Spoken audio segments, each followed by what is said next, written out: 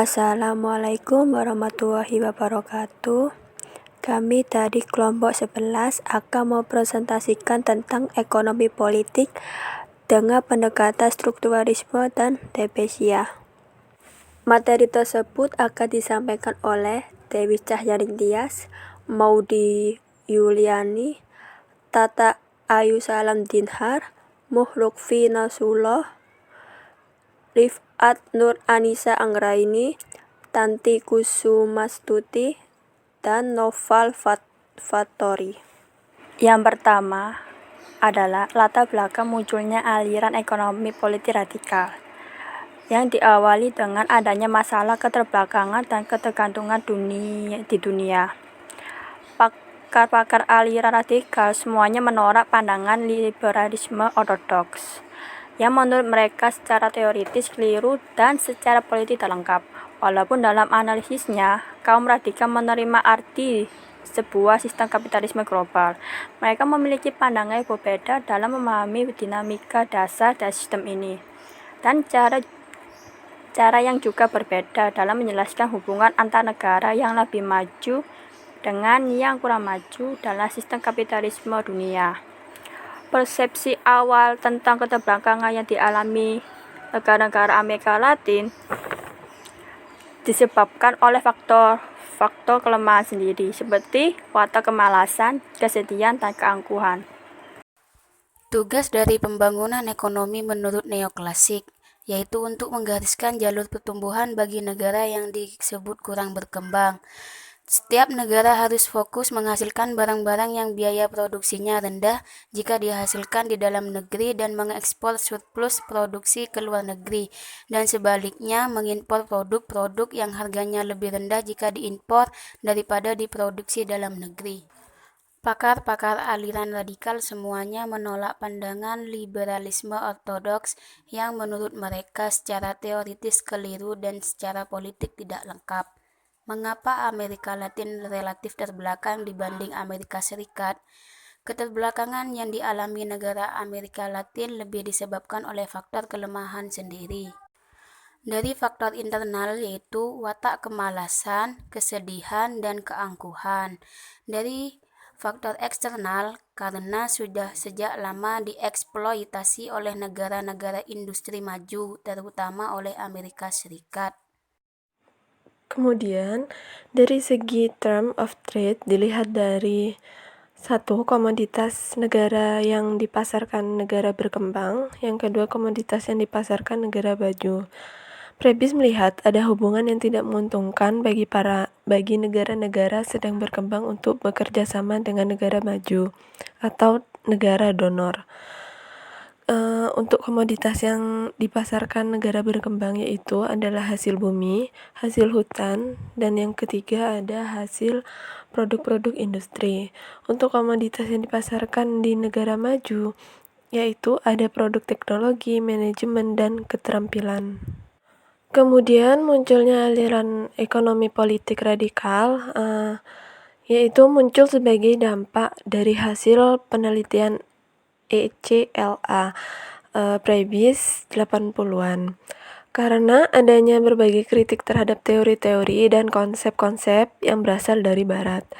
Kritik tersebut menghasilkan sebuah paradigma baru, ekonomi politik radikal, yang mencakup berbagai pendekatan termasuk pendekatan ekonomi, strukturalisme, dan pendekatan ketergantungan atau lebih dikenal dengan pendekatan dependensia.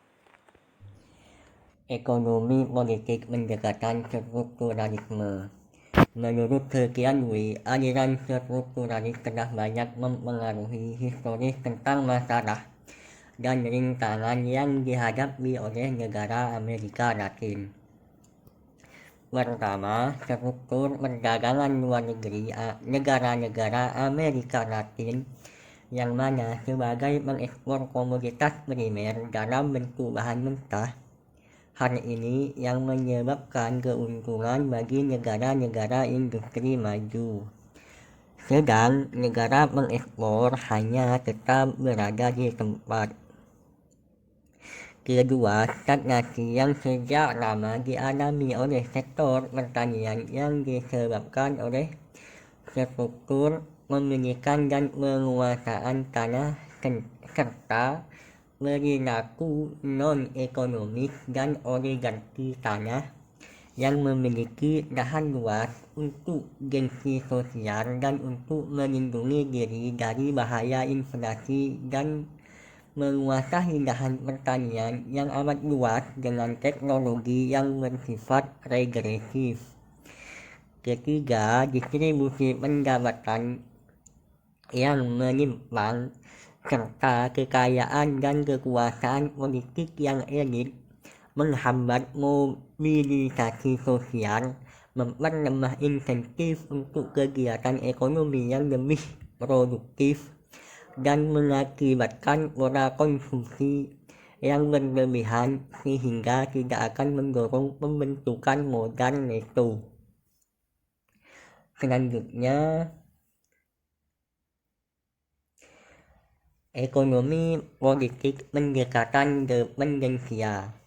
Teori dependensia sesuai dengan namanya berusaha menjelaskan tentang ketergantungan. Dalam hubungan ketergantungan tersebut ada dua pihak yang terlibat, yaitu pihak dominan dan pihak bergantung. Ketergantungan pada suatu komoditas ekspor ternyata sulit diubah, dan begitu juga kebutuhan terhadap barang-barang impor tidak berkurang. Untuk mencari penyebab keterbelakangan yang sulit dihilangkan, selain aliran pendekatan strukturalis, juga muncul pendekatan dependensia. Secara umum,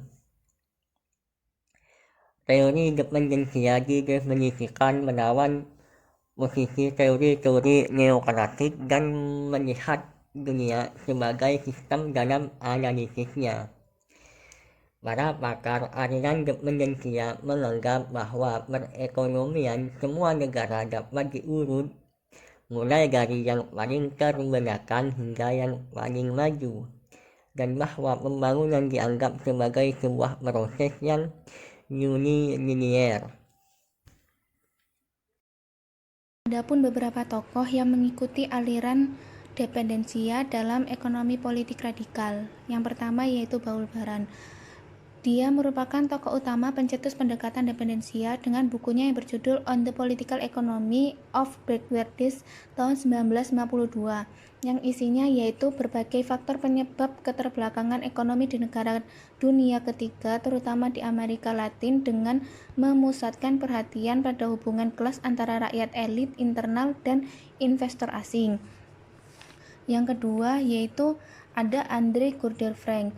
Menurut pandangan Frank, kaum neoklasik berpendapat bahwa kapitalisme adalah bentuk akhir dari tahapan pembangunan, sehingga kaum Marx menganggap kapitalisme adalah tahapan antara yang harus dilalui sebelum masuk ke tahap selanjutnya, sehingga Frank mengelompokkan negara-negara di dunia atas dua kelompok, yaitu yang pertama negara monopolitis maju dan negara keterbelakangan.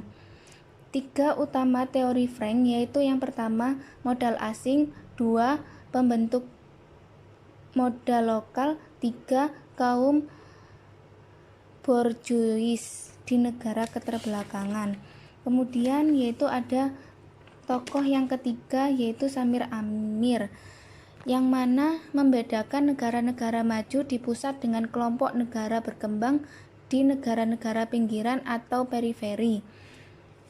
Yang keempat ada Dos Santos, yaitu mendefinisikan ketergantungan sebagai suatu situasi di mana perekonomian sekelompok negara dikondisikan oleh pembangunan dan ekspansi dari kelompok negara lain, sehingga dia mengklarifikasi adanya tiga jenis ketergantungan, yaitu yang pertama ketergantungan kolonial, dua ketergantungan industrial dan finansial, yang ketiga ketergantungan teknologi industri. Selanjutnya adalah pembangunan di negara industri baru. Teori dependensia atau teori ketergantungan sering menyalahkan adanya kolonialisme, sebab menjadi faktor kurang berkembangnya pembangunan di dunia ketiga.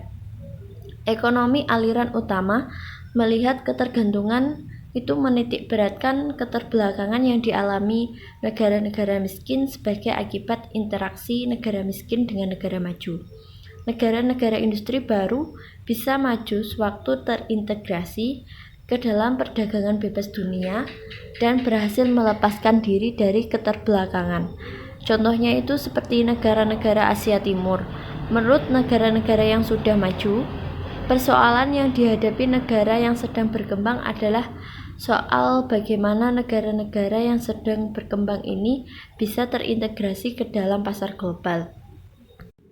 Pemerintahan di negara berkembang saat ini mempunyai peranan lebih aktif dalam melaksanakan pembangunan ekonomi dengan mendorong dan memajukan industrialisasi. Industrialisasi ini meliputi berbagai cara, yaitu strategi substitusi impor dan strategi promosi ekspor. Jadi kesimpulannya, keterbelakangan di negara-negara miskin bukan karena hubungan tak seimbang antar negara-negara maju dan berkembang, melainkan disebabkan oleh buruknya manajemen di negara miskin itu sendiri. Misalnya, ada campur tangan pemerintah yang terlalu besar dalam bidang ekonomi, adanya KKN, kesalahan dalam mengalokasikan sumber daya. William Overfall memberikan sejumlah daftar tentang strategi umumnya yang dicapai negara industri baru, khususnya di Asia dan Pasifik. Berikut ini faktor-faktor yang mendorong pertumbuhan ekonomi Asia. Yang pertama yaitu merangsang kebangsaan jika diperlukan mempertentangkannya dengan kekuatan negara maju, nation building atau pembangunan di negara industri baru. Menurut William Overfall, memberikan sejumlah daftar tentang strategi umumnya yang dicapai negara industri baru, khususnya di Asia dan Pasifik. Berikut ini faktor-faktor yang mendorong pertumbuhan ekonomi Asia. Yang pertama yaitu merangsang kebangsaan jika diperlukan mempertentangkan dengan kekuatan negara maju. Nation building atau pembangunan bangsa merupakan salah satu tugas berat yang dilaksanakan negara-negara baru di Asia. Mereka harus membangkitkan perasaan kebangsaan untuk mendorong terjadinya persatuan dengan perasaan senasib, sepenanggungan. Maka anggota masyarakat makin solid apabila pihak berkuasa menciptakan musuh dari luar, maka dengan mudah masyarakat akan bersatu demi pembangunan ekonomi dalam melawan musuh itu. Yang kedua yaitu membersihkan lembaga-lembaga pemerintah, seperti membasmi mereka yang menyia-nyiakan waktu dan tidak kompeten. Selain itu, negara-negara industri baru itu juga menempatkan teknokrat yang bersekolah di barat.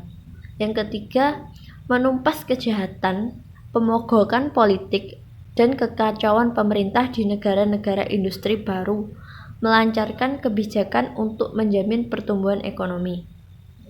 Salah satu unsurnya adalah menstabilkan lingkungan di mana perusahaan beroperasi. Kejahatan ditumpas agar menjamin keamanan pelaku ekonomi. Demikian aksi-aksi pemogokan yang dipolitisir dan berpotensi menimbulkan kekalutan diredam. Tekanan yang dilakukan pemerintah terhadap pelaku demonstrasi memang sangat keras, namun akibatnya muncul stabilitas meskipun bersifat semu. Yang keempat adalah menindas kelompok penekanan yang menyebabkan patriotisme, korupsi, dan inflasi. Berbagai kelompok dalam masyarakat yang berperan sebagai kelompok penekan sering menimbulkan masalah baru. Mereka kadang-kadang menumbuhkan pola patron klien yang kemudian membuka peluang lahirnya praktek-praktek korupsi. Yang kelima yaitu menyesuaikan diri dengan standar yang ditetapkan negara-negara industri maju dalam rangka mencari modal, pasar, dan teknologi. Negara industri baru dalam memacu ekspor dan memasuki pasar asing, mereka meniru standar yang diberlakukan oleh negara maju. Mereka pun mendesain industrinya yang sesuai dengan apa yang dicapai negara maju. Selanjutnya, untuk studi kasus, contoh studi kasus, kami memilih studi kasus memutuskan dependensia pengalaman India. Sebelum menjelaskan mengenai keunggulan kompetitif sektor industri IT dan jasa India yang ditopang oleh tersedianya tenaga ahli dan insinyur yang berpengalaman, penting kiranya menampilkan data-data terkait ekspor manufaktur dan agrikultur India. Hal ini dilakukan untuk membandingkan tingkat kompetisi ekspor sektor IT dan jasa India. Dengan cara seperti ini, kita bisa menilai hubungan ketersediaan tenaga ahli dan insinyur tersebut dengan semakin meningkatnya potensi dan kompetisi ekspor sektor IT dan jasa di India. Untuk menilai tingkat kompetisi ekspor IT dan jasa tersebut dapat diperoleh dari rasio ekspor IT dan jasa terhadap GDP. Jika trennya semakin meningkat dari sektor manufaktur dan agrikultur, maka bisa dikatakan sektor IT dan jasa di India sangatlah kompetitif dengan ditopang ketersediaan tenaga ahli dan insinyur tersebut.